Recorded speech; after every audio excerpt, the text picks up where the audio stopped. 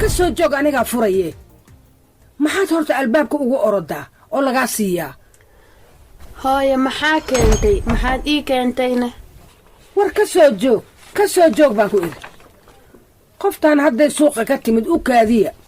horta ha gasha musqusha oo ha iska soo dhaqda gacmaha iyo wejiga qashinkana ha ku darto gacmo gashiga iyo weji xirka ee bal u kaadiya maxaa qashinka loogu darayaa isii anaa rabee gabadhan baan ka yaabay wax kasta isii bay leedahay kaalaya halkan aan idiin sheekeeye haye soo ma ogidin inuu adduunka ka jiro bushisidaha korona oo khatar ku ah caafimaadka nolosha bini'aadamka oo dhan haa ayeeyo waan ogahay aniga waxaan ku weydiinayaa maxaa kaas afka loogu xiranayaa gacmahana loo gishanayaa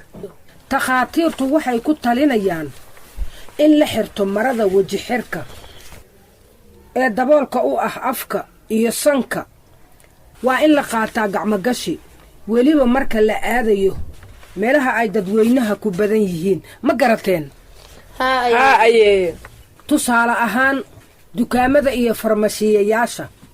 iyo gaar ahaan meelaha ay bulshadu isku qaadsiin karaan cudurrada waa in aad looga taxadiraa meelahaasoo kale ma fahanteen haa ayeeyo marka hadda hooyadiin dukaanka ayay ka timid waana inay iska furtaa marada wejiga iyo gacmogashiga oo ay isaga celinaysay jeermiska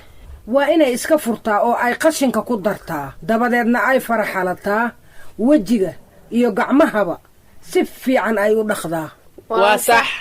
marka waxaan idiin sheegayaa marka uu qof ka yimaada dibadda waa inaydan ku cararin ilaa qofku ka faraxasho iskala soo dhigo dharkii uu watay taasi waxaan idinkugu darayaa faa'iidada kale oo weyn oo loogu dan leeyahay afxirka wuxuu yahay in haddii aad qabtid hargab ama aad hindhisaysid amaba aad qunfacaysid amaba aad isaga shakisay korona oo aadan ku daaranin ama aadan qaadsiin dadka kale waana mas-uuliyad qof kasta saaran bulshada inteeda kale oo ay ka mid yihiin qoyskiisa iyo carruurtiisa intaas ma garateen haa hooyo maxaad qashinka ugu dartay kuwii hadda kuu xidhnaa hooyo waa su'aal fiican weji xirka aan nadiifka ahayn waa in lagu ridaa meel la og yahay oo aanan lagu qaldin kuwa nadiifka ah si loogu hortago inaad isticmaasho mid hore loo isticmaalay weji xirka wasaqoobay waa inaad ku dhaqdaa biyo kulul iyo saabuun mar kasta oo isticmaashid kadib waana inaad si aad u qalajisaa haddii uusan ahayn mid halka mar la isticmaalo oo layska tuuro sida kan aan hadda watay ma fahamteen haa hooye mahadsanid hooyo haddana waa kaa quraacda gacmahana si fiican iskaga dhaqa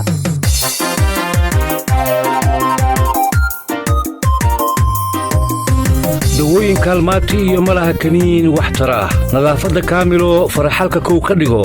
kulama salaan gacana kooxo hadalkood baddaa ku koobno gurigaaga joog kan kuu dhow ka fogow kan kaa dheer ha u dhowaan kuwa kan kale uu ka dulgaa kol haddaad kuxkuxulayso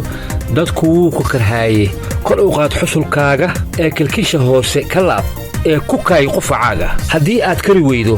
mid kaleetana hooyo ku kaaftoon safariti ama waraaq keligeed kaa doontaba qaado kulligood isticmaal ee afkaaga korkiisa kolkaas ku daboolo